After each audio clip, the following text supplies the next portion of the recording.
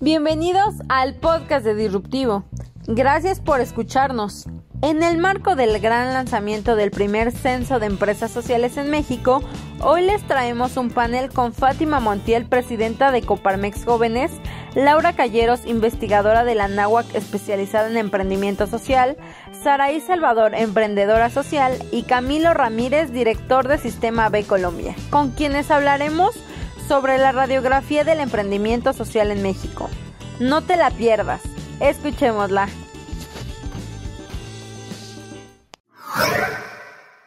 Estamos aquí contentos porque es la segunda sesión. Vamos a platicar del censo de empresas sociales, de qué se trata esto.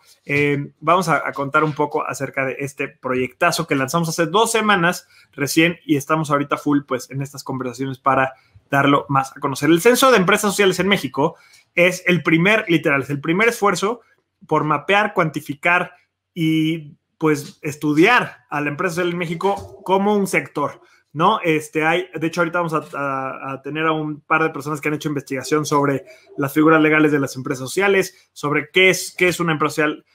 O sea, que ya hay mucho insight, pero no había esta información cuantitativa de cuántas empresas sociales en el país, qué problemas resuelven, ¿no? Todo esto nos hacía falta esta información.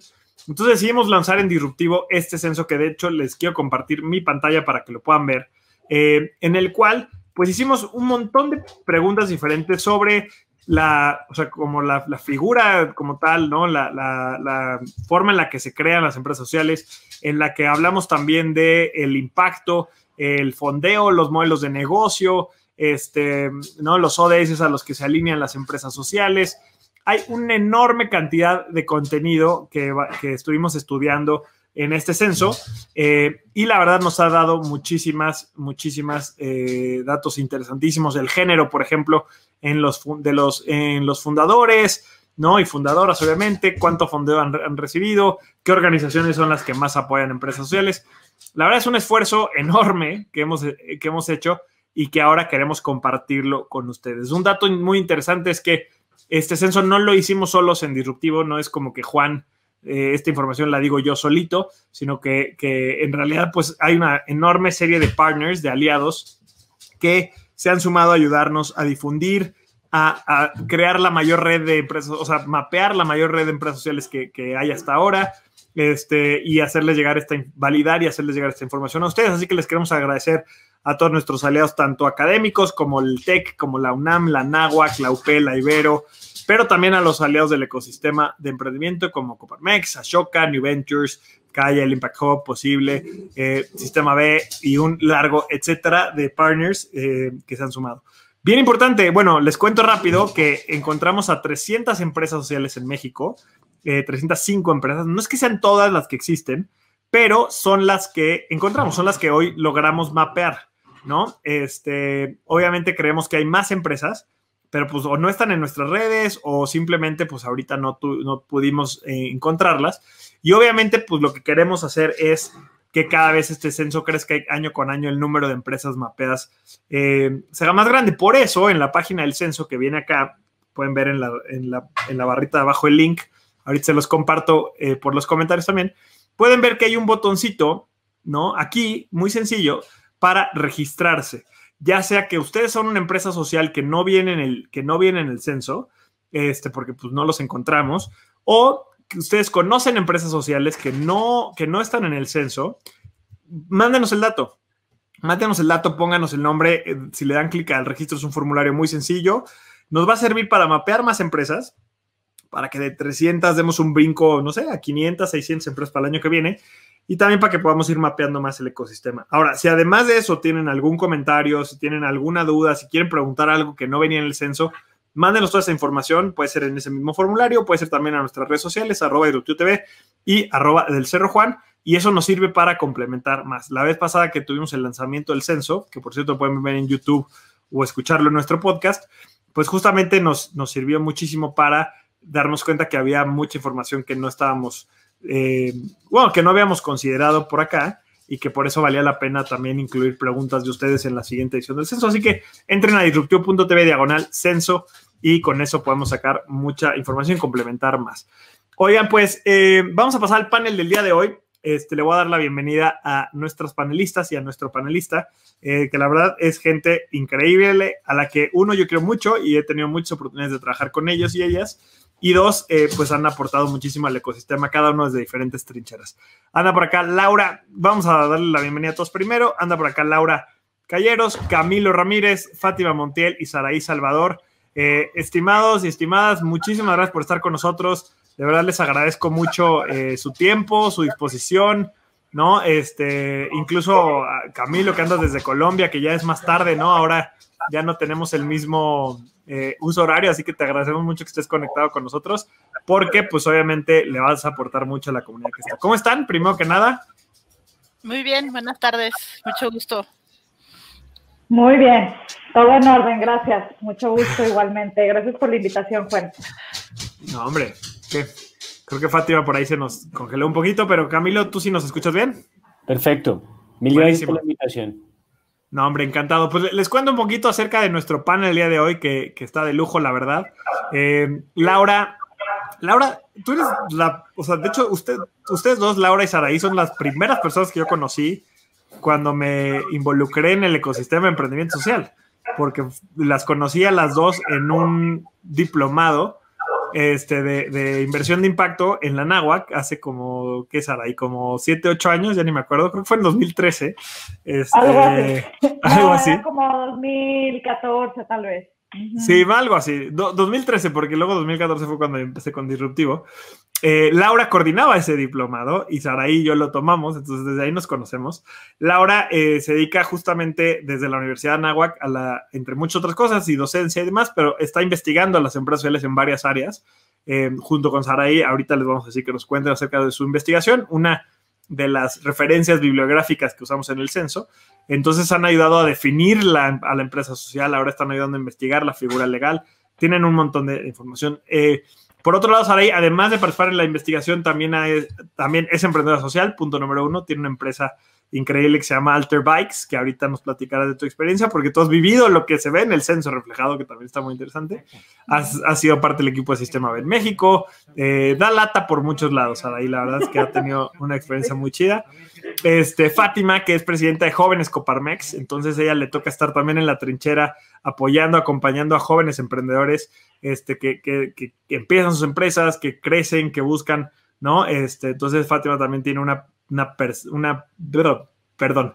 visión muy interesante del emprendimiento en México. Y finalmente Camilo, que anda por acá, director de Sistema B en Colombia, y ustedes se podrán preguntar, igual que él me preguntó a mí, ¿yo qué voy a hacer hablando de un censo de empresas sociales en México si yo estoy en Colombia? Y la verdad es que queremos traer a Camilo en particular porque tiene una visión muy interesante sobre justamente el tema de las figuras legales de las empresas sociales, ya que él fue lleva siendo parte del Sistema B mucho tiempo allá y en Colombia ha habido un proceso de la regularización de las empresas sociales que ahorita les contaremos. Así que, estimados y estimadas, oigan, tengo que parar para respirar en algún momento. Muchas gracias por estar acá con nosotros. De verdad, yo estoy súper agradecido y sé que se va a poner muy, muy buena la plática del día de hoy. Oigan, pues vamos. Súper contentos de estar acá. Buenísimo, eso todavía. Ahora sí te escuchamos y te vemos perfecto, Fati, qué bien. Oigan, pues aprovechando que anda Camilo con nosotros, y para poder tocar este tema a fondo, pues en el tema del día de hoy, que es la radio, o en el primer capítulo del censo, digamos, que es el que vamos a revisar el día de hoy, justamente lo que queremos es hablar de la radiografía de la empresa social en México, ¿no? Cómo se crea, a qué sabe, ¿no? ¿Quién crea estas empresas en nuestro país? ¿Quién y cómo, digamos, yo diría? Entonces, la gente que puede, recuerden, ¿no? Pueden descargar el censo de la página gratis, pueden ver esta información. Y una de las primerititas preguntas que tenemos es cómo, voy a irme brincando el documento, no lo vamos a ver todo, nomás quiero ver esto. Justamente una de las primeras preguntas que tenemos es cómo se crean las empresas sociales y cómo están constituidas, ¿no? Uno de los grandes temas en el ecosistema es que no hay una figura legal para la empresa social. Entonces, mucha gente como que eso le genera ruido porque al final del día, entonces, ¿cómo defines si eres empresa social o no? Hoy en día, pues sigue siendo un intangible, ¿no? Pero bueno, vemos acá en el censo que hoy en día la mayoría de las empresas sociales se constituyen con las figuras, bueno, de hecho todas se constituyen con las figuras tradicionales de las empresas en México. Algunas duplican con el formato de asociación civil, y eso hace que se vea un poquito así. Me gustaría empezar contigo, Saraí. Lau se nos desconectó, seguramente ahorita regresa, pero me dijo que me está escribiendo por aparte que se le fue el sonido, pero me gustaría empezar contigo, Saraí, porque justo, si mal no recuerdo, con Lau, están ustedes evaluando y estudiando este tema, ¿no? O sea, el tema de cómo se están constituyendo en México hoy las empresas. No sé si esta gráfica que vemos acá en el censo refleja un poco lo que tú has encontrado, y qué tienes que decirnos al respecto como de este primer punto. Claro, gracias, Juan. Mira, efectivamente, o sea, vemos el tema de la empresa social es grande, pero me gusta que el censo se haya enfocado en aquellas que son creadas con ánimos de lucro, ¿no? Es decir, con una figura legal, mercantil. Por supuesto, como dices, hay un porcentaje, el 32%, que me parece muy interesante este dato, que se constituyen como asociación civil, y aquí justamente parte de lo que queremos investigar con Laura es cuál es como este caminito, ¿no? En qué momento empiezan algunas con asociación civil, en qué momento se convirtieron en una sociedad mercantil, o si sucedió como al revés, ¿no? Por ejemplo, yo con mi empresa, es una empresa familiar y nos constituimos como una SDR LDCB, y no fue sino hasta 10 años después que ya en particular es una historia muy específica la de nuestra empresa, muy rara, seguramente para todo lo que en realidad sucede en el ecosistema, pero nosotros fue muchísimo tiempo después que ya empezamos con el tema social. Pero como bien lo dices, no hay necesariamente una figura que demuestre, ¿no? Al final de cuentas, si eres empresa social o no. Entonces, bueno, pues ahí es cuando ya entran certificaciones importantes como lo que es Sistema B, que ya pues ahí sí hay como un demuestro que lo soy y que tengo este impacto, ¿no? Pero te digo, a grosso modo, la investigación que estamos haciendo tiene que ver con efectivamente si necesitamos una figura, una legislación nueva o una política pública nueva o no, para poder regular al sector de emprendimiento social o de empresas sociales. Y justo, bueno, la primera parte fue el definir, ¿no? Que es una empresa social. Fue una investigación que hicimos en conjunto Lau y yo. Bueno, Lau, mucho más trabajo que yo, solo fue la parte de la vinculación en realidad, pero Lau, desarrolló toda la metodología, forma parte de su tesis de doctorado, y pues de ahí emana la definición de empresa social, que no salió ni de mi ronco pecho ni del ronco pecho de Lau. O sea, fue lo que el ecosistema nos dijo. Entrevistamos a 21 organizaciones y creo que es un buen punto de partida porque, honestamente, y justo esta semana estaba reflexionando y saqué un pequeño artículo, bueno, ¿cuáles son las diferencias entre empresa social, empresa de triple impacto, empresa con propósito? Y al final de cuentas es importante precisarlas, pero creo que todas hacen falta, ¿no? Entonces, bueno, para mí eso es como con lo que me quedo, y creo que, si me permites, le paso ya un poquito más la palabra a Lau, para que tal vez nos explique un poquito más sobre la definición y sobre de ahí ya seguirnos con la primera gráfica, que es justo cuál es esta trayectoria de las empresas, que en parte de la investigación va a consistir, que esta es la fase en la que vamos a comenzar, en comprender este caminito, ¿no? Cómo empiezan, cuándo deciden dejar de usar la asociación y cuándo, ¿no? Si la siguen usando o no, si reciben donativos o no, de tal forma que veamos cuál es la necesidad real de los emprendedores en cuanto a una figura o una regulación inexistente aún. Claro. Pues Lau, tómalo de ahí directito, creo que está bueno. De hecho, se me fue empezar por el tema de la definición en sí mismo, ¿no? Nosotros las usamos a ustedes como referencia, entre otras, que yo creo que acabó siendo redundante, porque seguramente las otras fuentes que usamos las usaron ustedes también. Pero sí, nos sirvió mucho, y yo creo que uno de los principales puntos es también empezar por definir qué son las empresas sociales, ¿no? Entonces, no sé si además de lo que dice Saraí, Lau, nos quieres platicar un poquito más acerca de esta definición, que es hoy en día algo que ya creo que con lo que ustedes han hecho, que también ya lo hemos tenido en el podcast y ya lo hemos platicado, además la investigación se puede descargar, sirve muchísimo para empezar por tener las cosas claras, ¿no? Claro que sí. Buenas tardes. Bueno, pues empezamos con hacer esta definición, como decía Saraí, interrogando, cuestionando, entrevistando a varios participantes del sector.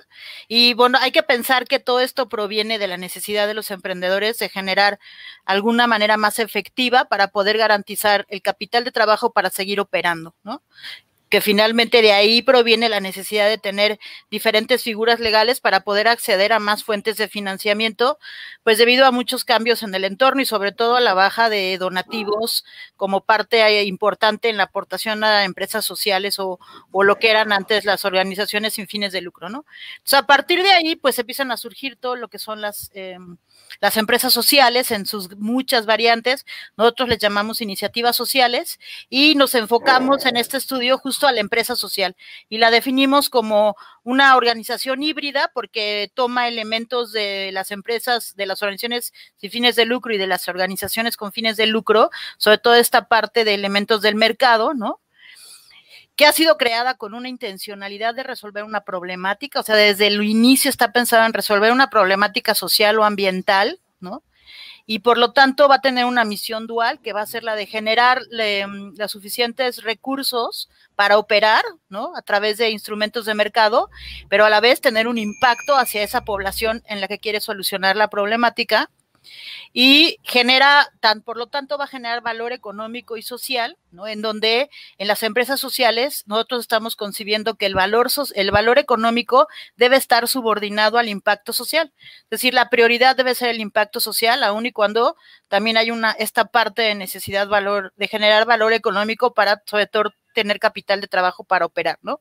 Y que además para tener estos ingresos, para seguir operando, adopta mecanismos de mercado y herramientas empresariales para alcanzar la sostenibilidad financiera y así escalar su impacto, ¿no?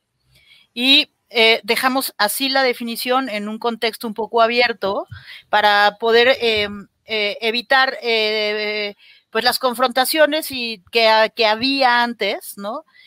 Para poder llegar a una definición común, que es lo que todos los países necesitan hacer antes de definir una figura legal, llegar a una definición común. En este sentido, pues estamos hablando solo de la empresa social, no estamos hablando de la empresa B, ni de triple impacto, ni empresa de propósito, con propósito, ni nada, ¿no? Entonces nos referimos a lo que son exclusivamente empresas sociales. Ya. Que me lleva a preguntarle a Camilo, y ahorita cerramos contigo esta primera ronda, Fati, pero me lleva justo a preguntarle a Camilo como cómo fue la experiencia en Colombia de pues regularizar esto, ¿no? Y formalizar, o no sé cómo decirle, legalizar este tema, porque lo que nos dice Laura es, lo que estamos viendo es que el impacto debe ser la prioridad, pero qué tanto debiera ser un rol o debiera ser algo que el gobierno establezca, ¿no? O sea, como desde lo legal, porque hoy, pues, como funciona es que las empresas sociales son empresas sociales por definición de los fundadores, ¿no? O sea, por el propósito, digo, en sistema B, las empresas, nosotros somos empresa B, ¿no? Las empresas se evalúan a sí mismas su impacto y con una métrica de un tercero, que son ustedes, pero ¿cómo funcionó el llevar esto a lo público y que legalmente el gobierno se involucrara en decir, bueno, quién sí puede ser y quién no puede ser una empresa que tiene impacto? ¿Cómo fue este proceso, Camilo? Y nada más como dato, ¿por qué le estamos dedicando tanto tiempo a este punto en particular? Una de las cosas que se encontró en un estudio en México de por qué fracasan las empresas sociales hace un par de años, por el Instituto del Fracaso, justamente dijo que el no haber una figura legal y no haber un marco regulatorio para estos modelos de negocio híbridos genera pues una de las primeras causas de fracaso, ¿no? Por quizá el tema del financiamiento, el tema de no estar bien definidos. Por eso es importantísimo tocarlo. Entonces, me encantaría que nos contaras un poco la experiencia ya, de dónde vino esta necesidad y en qué acabó, que es esta nueva figura legal. Bueno, no es una figura legal per se, pero que es este marco de las BIC que tienen ustedes allá. Ok, gracias nuevamente por la invitación. Les cuento un poco de la experiencia en Colombia.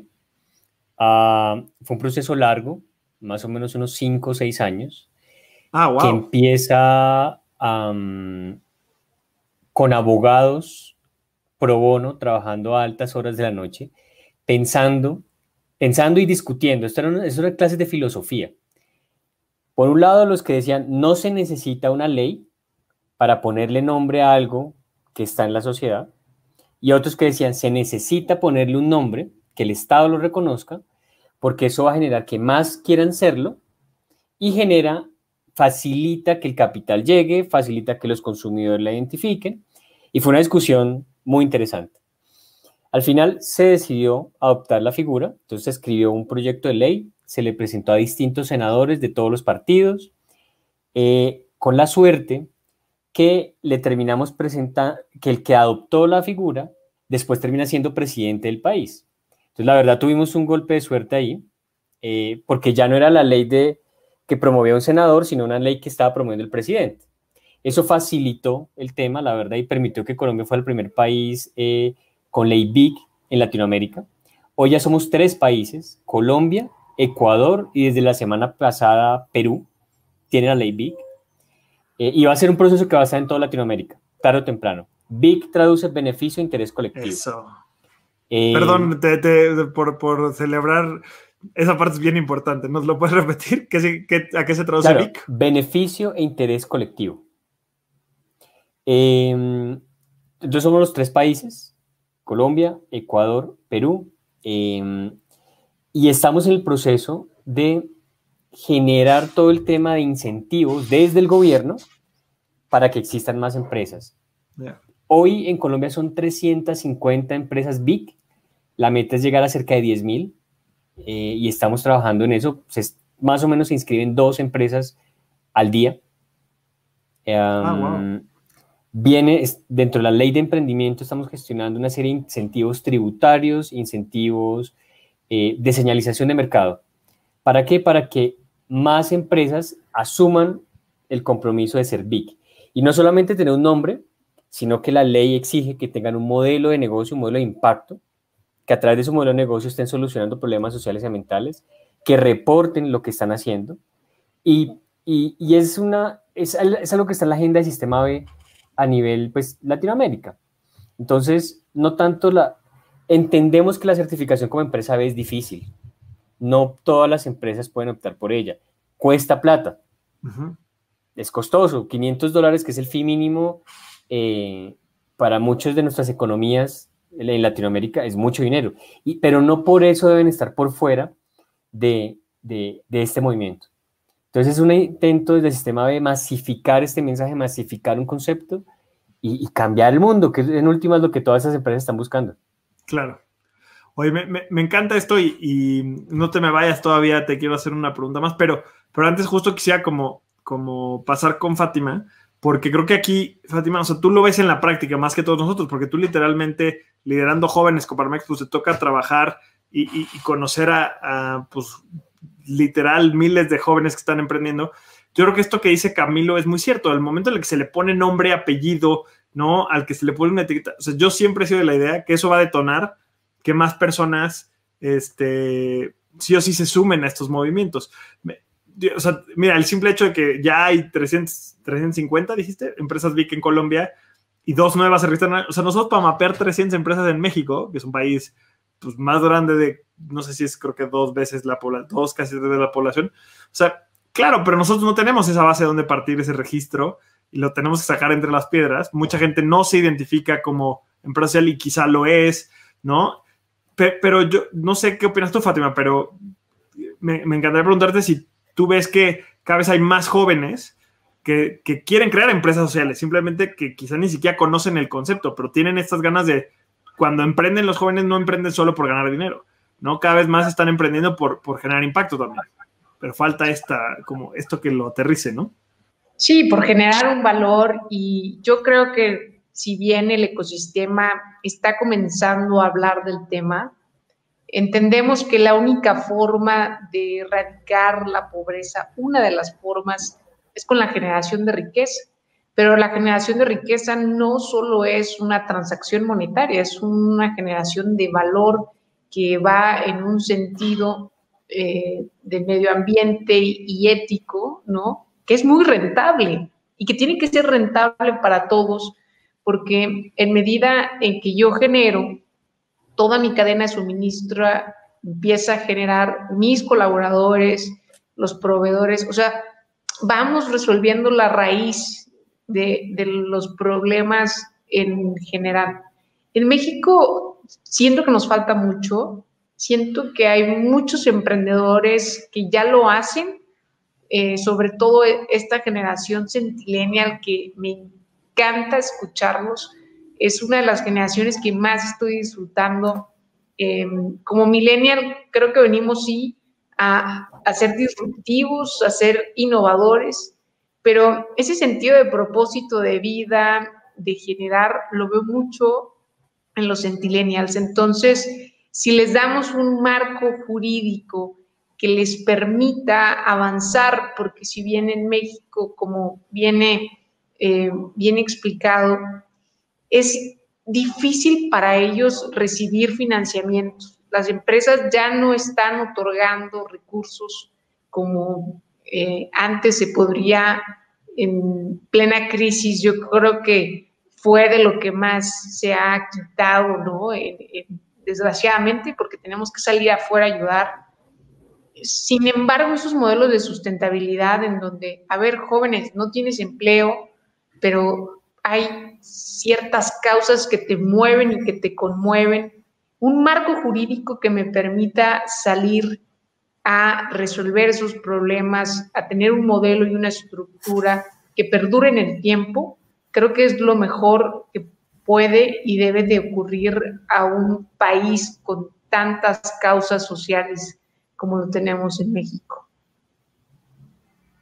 Me encanta, ¿no? Y creo que, o sea, creo que ya está pasando en lo empírico, como nos lo dices, ¿no? Las generaciones jóvenes cada vez traen más esta visión de empresas de doble, de triple impacto, pero al no tener estas herramientas, pues creo que falta, o ni nos damos cuenta, o simplemente no sabemos que estamos jugando en este juego. Creo que por eso es tan relevante esta primera pregunta.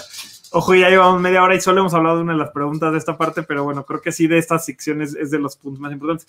Camilo, tú nos tienes que ir. Lo único que te quisiera preguntar, para la gente que no lo conoce, y con eso cerramos este primer tema, es ¿qué diferencia a una empresa BIC de las, ¿cómo se llama?, de las empresas como que están constituidas tradicionalmente? Ya ustedes que ya lo tienen en práctica, ¿no? Y ya con eso pasamos a lo siguiente, pero me encantaría para esto poder cerrar, que es parte del estudio que estamos haciendo al final del día, ¿no? Y espero que cuando le toque a México traer la figura, esto sirva también un poco en estas primeras discusiones que se están dando. Claro. Primero aclarar que la figura BIC es como si fuera un segundo apellido. Entonces tú te constituyes, no sé cuáles sean las figuras en México, en Colombia son sí, en SAS, México es SAPI, CSB, sí. Exacto, es como si fuera SAPI BIC o SB BIC, es un segundo apellido, que eso facilita todo el tema porque no tenemos que crear códigos, eso facilita el tema. Uno, entonces, el Estado sabe que tú eres una empresa que, por un lado, está solucionando problemas sociales y ambientales, dos, que está reportando a las entidades del gobierno ese impacto social y ambiental, y tres, que has hecho un cambio de estatutos a través del cual los accionistas se comprometen con un impacto social y ambiental duradero. Entonces, la ley te da unas categorías muy inspiradas desde las empresas B, y tú como accionista te comprometes a esto. Esa es la idea, esa es la diferencia con una empresa tradicional. Muchas empresas tradicionales se están dando cuenta que en el fondo son BIC, y al ver los incentivos que están y al ver un poco este cambio generacional del que hablaba ahorita todos ustedes, dicen, pues yo soy BIC, ya lo vengo haciendo. Entonces, esa es parte del crecimiento. Uno, los que descubren esto, y dos, los que ya lo venían haciendo por mucho tiempo y deciden adoptarlo. Claro. Es muy importante, como les decía, ponerle nombre a algo que ya existe. En todos nuestros países existen empresas solucionando problemas sociales y ambientales. No estamos inventando el agua tibia, estamos poniéndole el nombre y hay que abrirle campo, generar los incentivos de mercado para que hayan más. ¿Por qué? Porque hay que buscar el cambio sistémico. No solamente unas pocas, sino que esto sea masivo, que sea público, que no tengan que pagar por serlo, que llegue capital, que el consumidor las identifique. Entonces, ese es el sentido de la ley BIC. y la invitación es adoptarla en sus distintos países. Hay un grupo, que es el grupo jurídico, que es parte del Sistema B, donde hay abogados de todos los países, donde discuten, donde están constantemente en contacto con los distintos gobiernos para ver cuál es el momento propicio para impulsar estas leyes. Me encanta. Justo Sarai fue parte de ese grupo que estuvo un tiempo en México. Creo que ahorita no hay un esfuerzo activo para hacerlo, pero fíjate que yo no sabía que ya había pasado en Ecuador. ¿Y en dónde más nos dijiste? En Perú. En Perú pasó la semana pasada. Y también Argentina tiene una ley. También ya tiene una ley. Chiquita. Bueno. De hecho, el término BIC surgió del grupo de abogados argentino. Okay. Argentina estaba a punto de ser el primer país en tener la ley, pero pasaron cosas, como dicen ellos, y la economía y todo, y no, se quedaron atrás. Pero, o sea, hoy no existe como tal la figura BIC en Argentina. Ya. Pero bueno, yo no sabía que ya estaba en Ecuador, que ya estaba en Perú. Lo de Argentina lo escuché y luego supe que no había avanzado, pero lo bueno es que ya está pasando y eso va eventualmente a hacer que sí o sí suceda en otros países. Camilo, te queremos agradecer muchísimo por haber estado con nosotros. Yo creo que te voy luego a pedir otra sesión que nos echemos nada más tú y yo para profundizar cañón con esto, porque sé que a la gente le interesa mucho el tema y hay mucho que aprenderle. Pero te agradecemos mucho haber sido parte de este... ¿Cómo se llama? De estas discusiones acerca del censo. Entonces te dejamos hasta acá y nosotros nos seguimos porque hay 2 temas más de los que queremos platicar. Ya saben, si quieren saber más del Sistema B, ahorita compartimos las redes sociales. También, aunque estén en México, entren a ver las redes sociales de Colombia, que hacen, del Sistema de Colombia, que hacen cosas muy interesantes. Y aquí estaremos aprendiendo más. Muchísimas gracias, Camilo. Un abrazo, feliz día. Igualmente, chao. Muchas gracias. Y pues nos seguimos nosotros 4, que hay muchos otros temas de los que platicar. Por temas de tiempo, para terminar muy puntuales a las 7, hay 2 puntos más que yo quisiera tocar un poquito menos a profundidad. De hecho me voy a brincar al último y si podemos regresamos al de la línea de tiempo, porque la línea de tiempo está interesante. Ya la platicamos un poquito en el lanzamiento, pero quisiera ir con ustedes 3 desde sus puntos de vista, hablar puntualmente de quiénes crean las empresas. ¿Quiénes crean las empresas sociales en México? ¿No? Que me parece un temazazo. Y hablar de, por un lado, tanto el número de fundadores, como, por otro lado, y esto está cañón, ¿no? El género de los fundadores y las fundadoras, ¿no? Primero acá me gustaría empezar contigo, Fátima, ¿no? En la ronda pasada te tocó al final, empezar contigo ahorita. A ti te toca de nuevo, ¿no? Trabajar con los emprendedores jóvenes que están empezando a veces su primera empresa, su primer proyecto de negocio. Viendo esto, viendo que la mayoría de las empresas, a mí me sorprende que un porcentaje tan chiquito sean empresas que se crean por una sola persona, ¿no? Me gustaría saber, como en tu experiencia, cómo está funcionando esto. O sea, más bien son equipos de gente joven que se está aliando para crear empresas.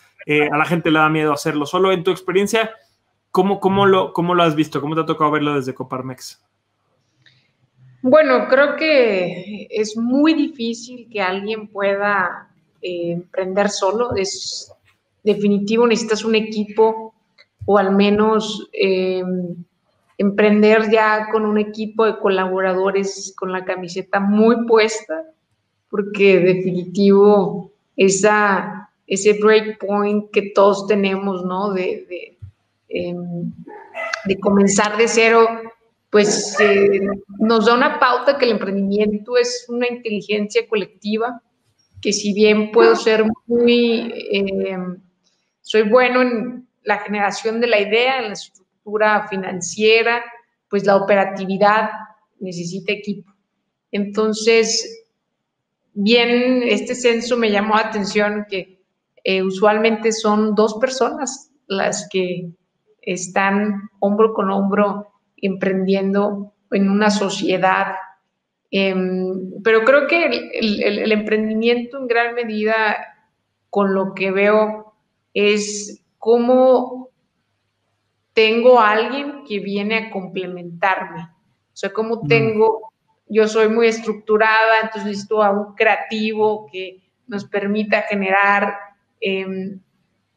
o viceversa, ¿no? En gran medida siempre tiene que haber ese complemento en el equipo.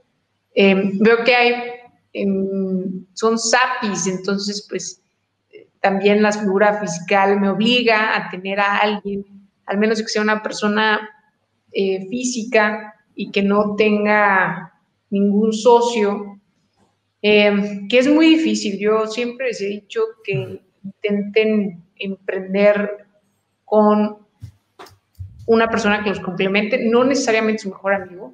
Es más difícil poner a trabajar a tus amigos que hacerte amigos de personas trabajando. Entonces, esa es una buena perspectiva de lo que usualmente vemos. Eso me gusta ese tema y quizá creo que estaría padre ahí en la parte práctica, ¿no? O sea, no tienen que ser tus cuates con los que emprendas. De hecho, ese es un punto como súper importante mencionarlo. Creo que acá ahorita Lau nos puede platicar un poquito, por ejemplo, desde la universidad, que a ella le toca ver pues muchos jóvenes que están empezando a emprender, cómo se crean estos partnerships, ¿no? Cómo se crean estos grupos, o sea, casi el 60% más, ¿no? Casi el 70% son 2 o 3 socios los que están juntos. Entonces, pues, y muchas veces estos empiezan en la universidad, entonces ahí estaría interesante ver cómo se empiezan a juntar los founders. Pero antes de ir con Laura, Saraí, pues tú lo vives, ¿no? O sea, tú creaste Alterbike con diferentes socios, que no son tus cuates de toda la vida. ¿Cómo pasa esto? ¿Cómo te encuentras con alguien? También me gustaría dejarle algo práctico a la gente, ¿no? O sea, como que algún aprendizaje como muy específico de en qué momento te das cuenta que, como dice Fátima, esta es la persona que te complementa, esta es la persona con la que es el ideal para emprender un proyecto, porque no sé si son, pues, como andar en bici, ¿no? ¿Cómo vas a saber si, pues, hasta que no subes a la bici? Pero ¿cómo le puedes hacer para no arriesgarte a emprender una empresa con una persona que luego te des cuenta que no es la correcta? Te tocó a ti hacer otros proyectos antes con tu socio. Cuéntanos cómo fue tu caso. Bueno, lo que pasa es que yo he comenzado varios proyectos, ¿no? De hecho, soy en lo que mejor soy, ¿no? Empezar cosas. La empresa, digamos, esa es familiar, ¿no? Entonces, en realidad, pues nunca había trabajado ni con mi tío ni con mi esposo, ¿no? Que al final a mi tío le compramos sus acciones y pues sale de la empresa hace un par de años y es familiar, ¿no? Y sí es complicado, es complicado porque pues es familia, ¿no? Entonces de pronto hablar cuando terminas el día tal vez y ya lo que quieres es dormirte o quieres disfrutar de la compañía de tu pareja en este caso, y dices, sí, no, o sea, pues hay cosas pendientes que hablar de la empresa y pues tienes que hablar, entonces de repente es como, híjole, qué flojera, pero entonces, bueno, a nosotros nos ha funcionado agendar ciertos momentos. Entonces hablamos, por ejemplo, tratamos de hablar una vez a la semana, 1 hora, estamos completamente concentrados, hablamos de cosas de la empresa y de pronto pues ya cuando llega la noche a esta hora que él quiere o yo quiero empezar a hablar de cosas, es como en la junta de socios, ¿no? Entonces, eso es como un tip, ¿no? Después cofundé una asociación con una colega y sí, fue un enamoramiento profesional, ¿no? Que nos conocimos justo en el mismo diplomado que tú.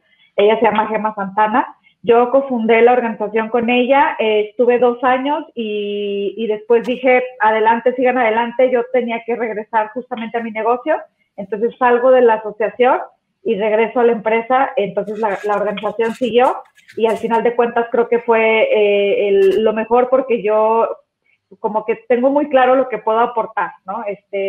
Entonces eso es buenísimo, o sea, identificar exacto. bien qué aportas tú y eventualmente pues qué puede aportar otra persona es una clave, ¿no? Creo que de verdad ese es un ejercicio muy importante, Juan, el identificar pues para lo que eres bueno, para lo que no, y en la medida de lo posible, con la humildad que se necesita reconocer, ¿sabes qué? Yo soy malísimo para esto, o no me gusta, o no lo disfruto, y pues tratar de verdad de encontrar a alguien que te pueda complementar en ese sentido. Y yo les exhorto muchísimo a que lean cómo funciona el cerebro, de verdad, o sea, pareciera que puede llegar a ser complicado leer, pero hay mucha información muy digerible. Si tú eres cerebro derecho, búscate a alguien con cerebro izquierdo, ¿no? Si tú eres el creativo, si tú eres alguien que te gusta imaginar y que te gusta y tienes muchísimas ideas, pues entonces búscate a alguien que sea la persona que aterrice, ¿no? Que diga, que cuando tú le estés hablando de la idea, él o ella ya estén pensando en cómo hacerlo. Y entonces trata de verdad de buscar un complemento, porque si no, si tú eres cerebro derecho y te buscas otro cerebro derecho, pues los dos van a estar volando en el infinito de las ideas y nada van a aterrizar. Entonces creo que eso es también muy, muy importante. El último emprendimiento que fundé tiene 2 meses más o menos y es una asociación civil. Y fíjate que ahí fue bien interesante porque mi asociada es completamente diferente en el sentido de que ella tiene un expertise técnico que yo no tengo. Ella es abogada, sabe emprendimiento, trabajamos en empresa con temas de reinserción. Entonces ella es experta en reinserción en derechos humanos, es una gurú, es una master Jedi, pero por ejemplo no sabe tanto como de empresas, de todo el rollo empresarial, y creo que nos complementamos súper bien. Y aquí es como, de un principio, ¿sabes qué? Yo cuento con tanto tiempo porque ella tiene su trabajo, entonces yo tengo también la empresa, y entonces estamos, ¿no? Como tratando de impulsar las iniciativas ciudadanas, se podría decir, que cada uno había tenido, y pues lo hacemos con el sombrero de la asociación, ¿no? Y está muy claro desde un principio, pero creo que también el tiempo te va dando madurez, ¿no? Y esta humildad de decir, yo no soy bueno para esto, ayúdame, hazlo tú, o yo hago esto, ¿no? También eso con el tiempo y con las experiencias, pues vas ganando un poco más de callo, te podría decir. Claro. No, me encanta y creo que está buenísimo como saber que es justo eso, es la experiencia y es el ir viendo y obviamente el buscar gente que te complemente. Mi socia en Disruptivo, Carla, bueno, tengo 2 socias, Carla e Isa, ¿no? Isa ahorita no está en la operación, pero Carla, pues justamente es totalmente opuesta a mí, le choca estar en vivo, en la cámara o en el micrófono, pero es excelente para la parte, ¿no? O sea, como de administración, para toda la parte numérica, que yo soy un desastre. Entonces, nos completamos muy bien. Entonces, creo que hay un tema de self-awareness, ¿no? Que de hecho, recopilando un poco de lo que dicen las dos, tener esa como autoconocimiento, pues nos va a servir un montón para poder encontrar buenos equipos, porque yo estoy de acuerdo con Fátima, hacerlo solo. Yo estuve solo 2 años y medio antes de que se sumara Carla. Pues la verdad es que sí, es mucho más complicado que con un equipo de cofundadores o cofundadoras que te complementen, ¿no? Me encanta. Muchas gracias, chicas. Lau, con base en tu experiencia, ¿no? Con los universitarios, o sea, tú también has tenido empresas, tú también has emprendido. ¿Cómo se generan estos momentos? O sea, ¿tú crees que la universidad es un buen espacio donde encontrar a estas personas con las cuales emprender? La mayoría de los emprendedores no lo hacen en la universidad realmente. De hecho, hemos visto, esa cifra no sale el censo, pero que gente con más experiencia y más años tiende a tener más éxito, pero pues sí, hoy creo que en las universidades se promueve mucho la cultura de emprendimiento. ¿Es un buen espacio para encontrar socios cofundadores? Sí, nosotros la experiencia que tenemos es que los chavos ya desde antes, como son una comunidad que por sí ya trae empresas o experiencia familiar, tienden dentro de la empresa a hacer mucho, dentro de la universidad a hacer negocios, ¿no? Pero hablando de las formas de hacer empresa, en la universidad nos basamos en la metodología de Lean, pero yo creo que de una forma más estructurada. Para el emprendedor social, para empezar, tenemos una ruta de emprendimiento que lo lleva toda la universidad, no importa qué carrera, arte, medicina, lo que estés cursando. Por ejemplo, para el emprendimiento social, planteas los objetivos del milenio y le dices, en este curso nos vamos a enfocar a buscar soluciones para agua, para violencia, para X, ¿no? Y en la ruta del emprendimiento mercantil buscamos con reingeniería inversa decir, a ver, este semestre nos vamos a enfocar a la automotriz y vamos a sustituir importaciones por fabricación local, ¿no? Y son como metodologías mucho más formales para encontrar áreas en donde puedas emprender. Y los chavos te presentan un proyecto, eso no garantiza que cuando terminen la carrera vayan a hacer un emprendimiento, pero se les enseña una metodología formal. La realidad es que yo creo que el emprendedor social, regresando al tema, el emprendedor social, emprende en México mucho porque se enfrenta a una problemática, ya sea directa o indirectamente, la reconoce, se compromete, como en el caso, por ejemplo, de Saraí, a resolverla o a aportar algo y desarrollan el emprendimiento. Yo creo que, regresando a la parte de la ley, sería muy importante hacer este reconocimiento si queremos proliferar los esfuerzos y que no fracasen, y dotar otras metodologías más formales para emprender, ¿no? Y sería increíble que estas metodologías formales enfocadas a una solución concreta, en donde pudiera haber muchas iniciativas enfocadas a esa solución y en conjunto y dirigidas, y no que los emprendedores, pues que se meten a esto, se meten porque viven el problema y tal vez se meten aislados a solucionar un problema y no hay como todo un sector que esté solucionando ese problema, ¿no? Creo que son como las dos formas de emprender, y creo que es un poco lo que tendríamos que estar trabajando, como formalizar un poco toda esta parte de las iniciativas y cómo identificar las áreas importantes para emprender, ¿no?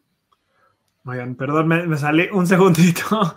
Ya van 2 veces hoy que por picarle un botón sin querer le pico el otro y me salgo.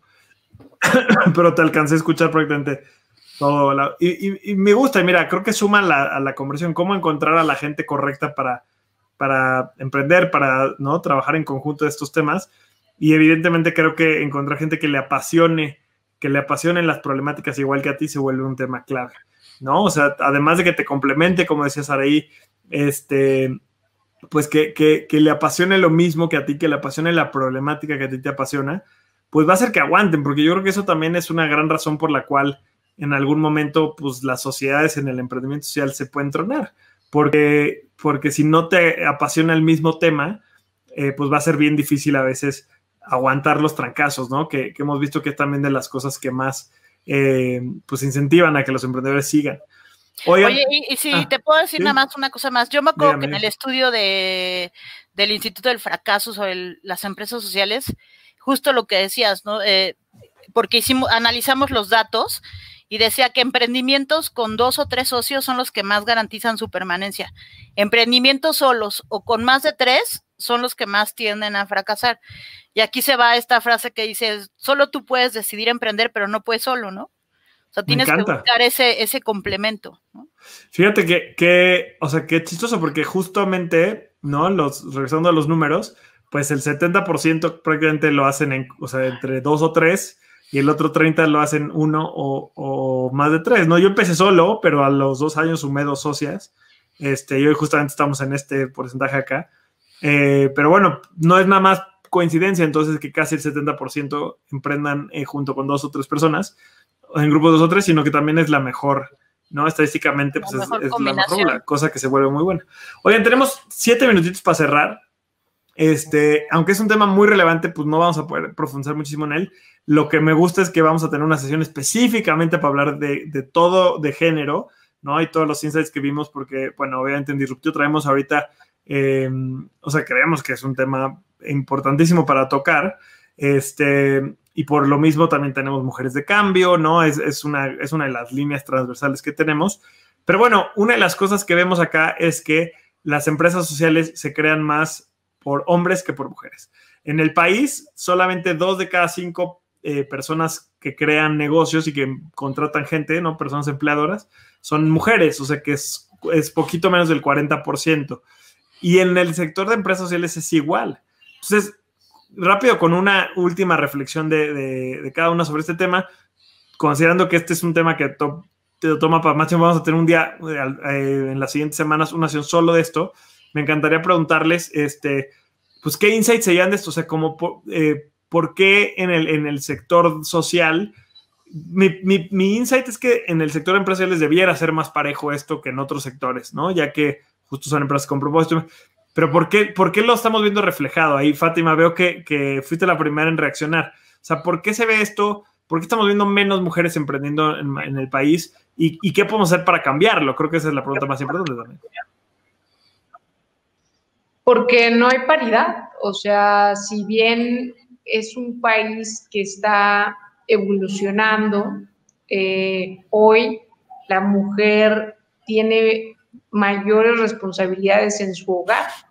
si tú le quitas a ella las responsabilidades del hogar que se fueron impuestas, ¿no?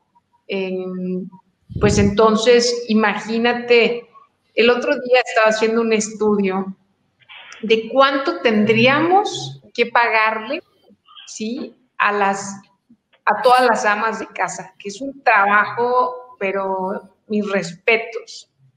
Solamente por cocinar en una semana para 2 personas, con 60 pesos en promedio por platillo, que es lo que te gastarías comiendo en cualquier lugar, les tendríamos que pagar en promedio 10,000 pesos.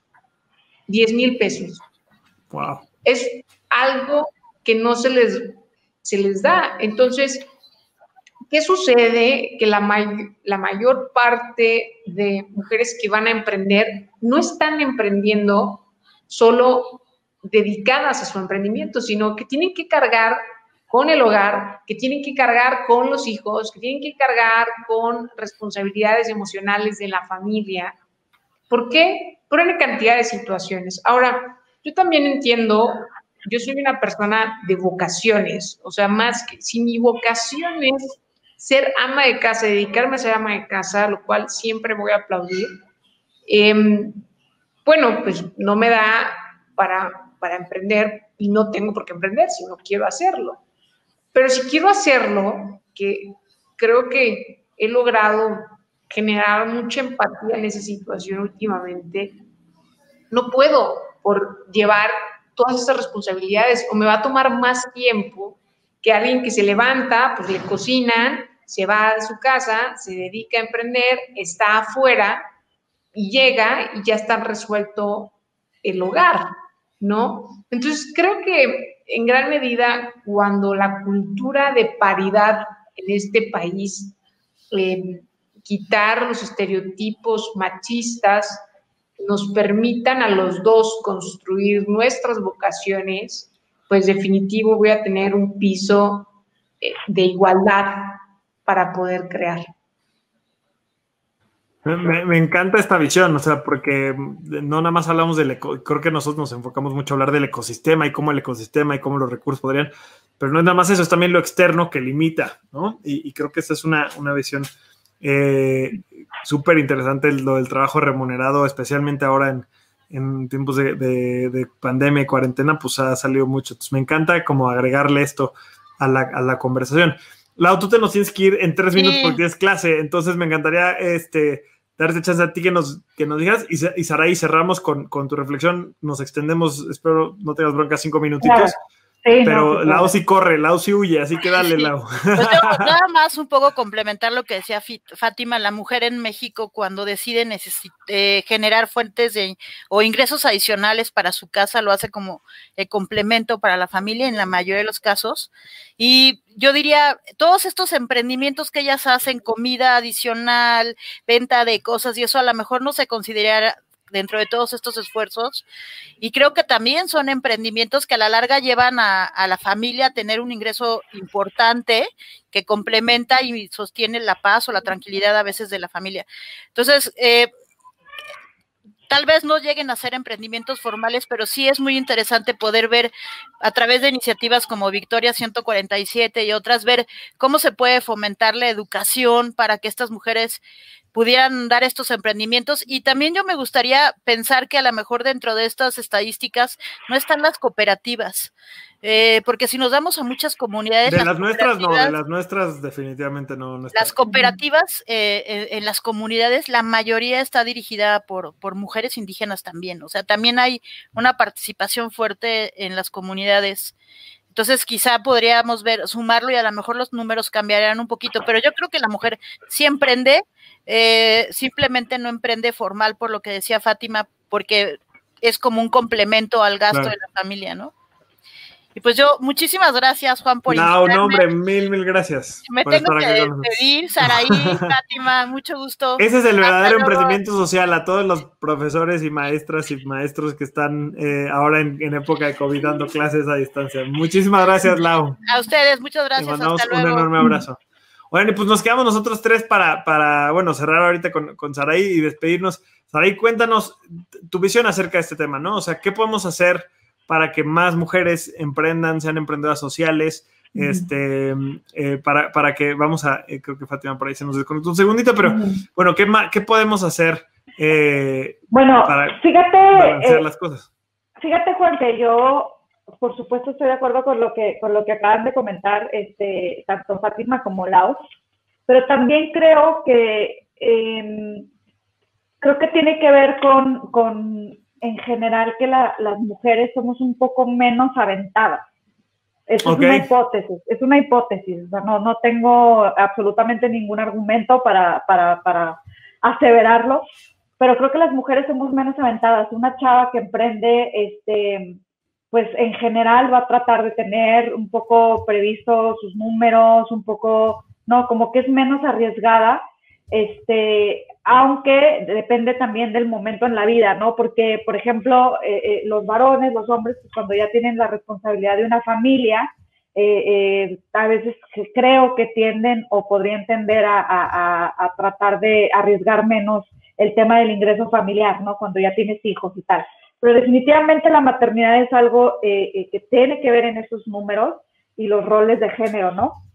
Para mí, lo que deberíamos de hacer los emprendedores sociales que estamos impulsando empresas de este tipo es tener justamente espacios y tener políticas pues adecuadas para poder recibir no solamente a mujeres en general, sino por ejemplo a mujeres madres, ¿no? Que tengas tal vez un espacio para que puedan, por ejemplo, extraer leche cuando una mamá está lactando, o que puedas tener políticas más laxas de home office para cuando alguien acaba de tener un bebé, hombres y mujeres por igual, o sea, porque créeme que cuando tienes un bebecito y tienes a tu esposo, tú siendo mujer, que te ayude tu pareja, es bastante útil, ¿no? O sea, como que creo que deberíamos de acercarnos un poco más a todos estos países nórdicos que también inclusive tienen políticas de paternidad, porque tener un hijo no es responsabilidad solo de la mujer, ¿no? Entonces, creo que en la medida en que podamos los emprendedores ser el ejemplo de este tipo de políticas más gender friendly, ¿no? Pues vamos a atraer más talento, porque hay muchísimo talento, ¿no? De mujeres que no necesariamente está viéndose en todo el tema de la resolución de los problemas más importantes en el país y en el mundo, por eso mismo, ¿no? Entonces yo exhorto a todos los que tenemos emprendimientos a que aprendamos de otros países o inclusive de otros emprendimientos mexicanos que tienen políticas pues más adecuadas, ¿no? Para la realidad de las mujeres. Oye, pues me parece súper relevante esta conversación. Te digo, hoy no fue el gran centro, aunque obviamente era un tema importante que queríamos mencionar como parte de esta radiografía de las empresas sociales mexicanas. Vamos a tener un panel específicamente para hablar de género al final, porque en realidad en todo lo que vimos, impacto, modelos de negocio, financiamiento, en todo siempre investigamos, ¿no? Y preguntamos la parte de género, ¿no? Y nos damos cuenta que esto se replica, o sea, las mujeres en general reciben menos inversión que los hombres, hay menos mujeres empleadas en las empresas sociales que hombres empleados. Entonces, bueno, en general en estos temas pues va a haber, o sea, vamos a irlos tocando, pero ya con lo que nos dices hoy y con lo que nos dijeron Fátima y Laura, pues ya nos dan un poco de luz y de por qué hay esta brecha, y definitivamente es algo que hay que trabajar tanto dentro del ecosistema como fuera, en cosas más de política, en cosas más. Yo creo que al final del día este censo refleja un sector del emprendimiento, pero hay que nos sirva de conversión para todo el sector y todo lo que se tiene que hacer como a gran escala, ¿no? Escala, total. Saraí, te agradezco muchísimo, muchísimo. Se nos fueron Laura y Fátima. No sabía que Fátima también ya se iba, entonces no le agradecí. Y me despedí bien de ella, pero bueno, les agradecemos muchísimo a las 3, a los 4, también a Camilo por haber estado con nosotros. La verdad es que me encantó la conversación. O sea, yo creo que estos temas normalmente no son los temas más sexys, ¿no? O los temas como que más se tocan, pero es importante también platicarlos porque definitivamente generan mucho impacto en el emprendimiento, en el ecosistema y en la creación de nuevas empresas Oye, Juan, sociales. y este es un censo que se sigue actualizando, ¿verdad? O sea, Es correcto, parece siempre. que estamos coordinados, porque justamente lo que sigue es recordarle a la gente que ahorita, bueno, punto número 1, pueden descargar gratis el censo. Vamos a volver a compartir la página, por acá la tenemos, como no. Punto número 1, la gente puede descargar el censo totalmente gratis en disruptivo.tv/censo. Así de sencillo, así de fácil, ¿no? Lo pueden bajar totalmente gratis en disruptivo.tv/censo. Ahí está la página, la vamos a compartir otra vez en los comments. Y ahí pueden entrar a descargarlo. Punto número 2, este censo lo queremos hacer año con año. Al menos mientras sea relevante. Yo creo que por los 100 años va a seguir siendo muy relevante. Entonces, lo que queremos hacer hacia adelante es, pues, no nada más seguir con estas mismas 300 empresas, sino que crezca. Y también, de hecho, pues la información que recopilemos que se actualice. Probablemente el año que viene, pues en realidad este censo dice 2019 porque es con información de 2019, ¿no? Facturación, empleos. Pues obviamente la gente todavía no sabe cuánto facturó en 2020. Una de las cosas creo que va a estar padres conforme vayamos avanzando con el censo es que pues vamos a poder comparar, ¿no? Vamos a poder ir comparando año con año. El año que viene seguro que incluiremos mucha información acerca del COVID y de lo que pasó con las empresas del COVID, en la pandemia, etcétera. Entonces, punto número 1, lo pueden descargar acá, totalmente gratuito, en ¿cómo se llama? En la página disruptivo.tv/censo. Y punto número 2, se pueden ir registrando. Si ustedes tienen una empresa social, de acuerdo a lo que vimos el día de hoy, y no están en el censo, ¿cómo saber si están en el censo? En la parte final, si conocen o trabajan o son parte de alguna empresa de alguna manera, en la parte final del censo, hasta el final, viene una lista de las 305 empresas que encontramos. Si no se ven ahí, díganos, ¿no? Regístrense aquí, díganos. Incluso si se ven ahí y les interesa, escríbanos porque las 305 empresas no contestaron el censo. Entonces esperamos, son 100 las que contestaron. Esperamos para el año que viene lograr aumentar esos números y que haya más empresas totales, ¿no? en la lista y más empresas también en el registro. Entonces, ayúdenos, súmenlas, invítenlas. Si ustedes están en una empresa social, están creando una empresa social, cualquiera de las anteriores, pues ayúdenos a que aumente. Y también si quieren saber más cosas, si quieren que investiguemos, preguntemos, etcétera, etcétera, pues también aquí en este registro. Y el último punto, Saraí, y el más importante para toda la gente que nos ve y nos escucha y demás, es que nos ayuden a compartirlo.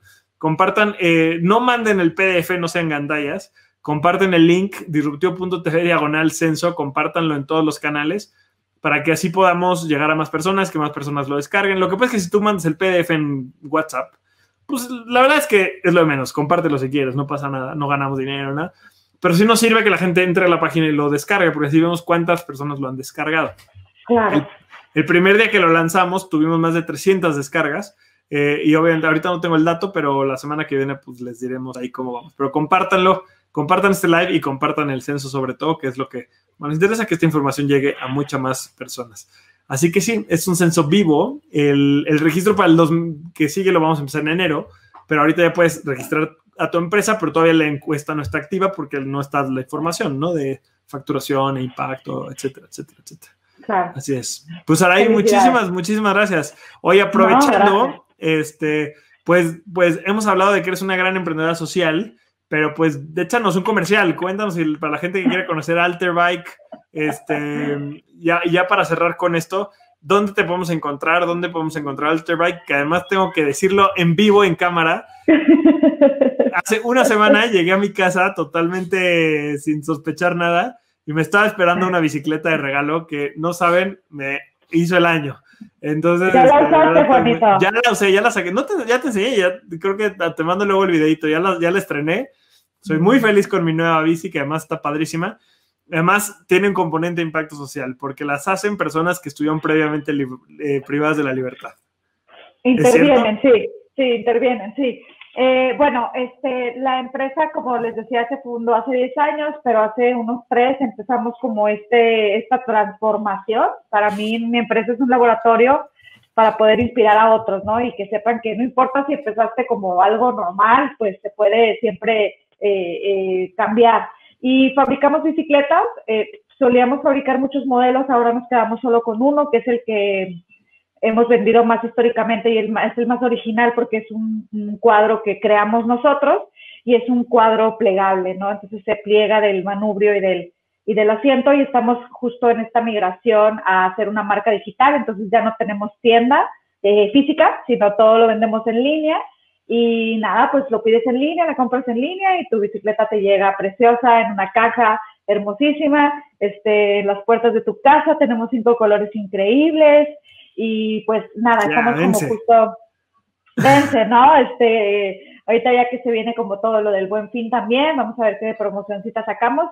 Y pues sí, la idea es justo continuar. Estamos en una migración extraña ahora porque estamos con un pie en Ciudad de México, pero con otro pie en Coahuila, de donde yo soy, porque creo que hay un éxodo de chilangos.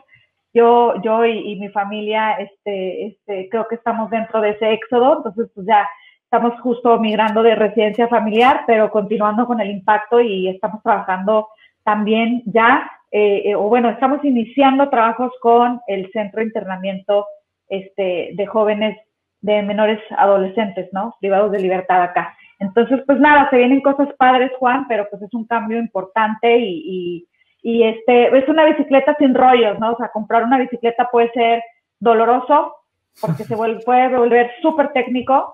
Entonces la idea es como, necesitas una bici para la ciudad que sea práctica, que esté, que sea sencilla, pero que tenga velocidades y que tenga, ¿no? Que tenga como cierta comodidad también, pues esta es la bici para ti. Me encanta. Échense un clavado, ahí están las redes en los comentarios, en Instagram están como @alterbikemx. Y además, pues en la página también pueden buscar la Alterbike. Muy cool todo lo que hacen. Gracias a todos, Saraí, a Fátima, a Camilo y a Laura. Un abrazo enorme.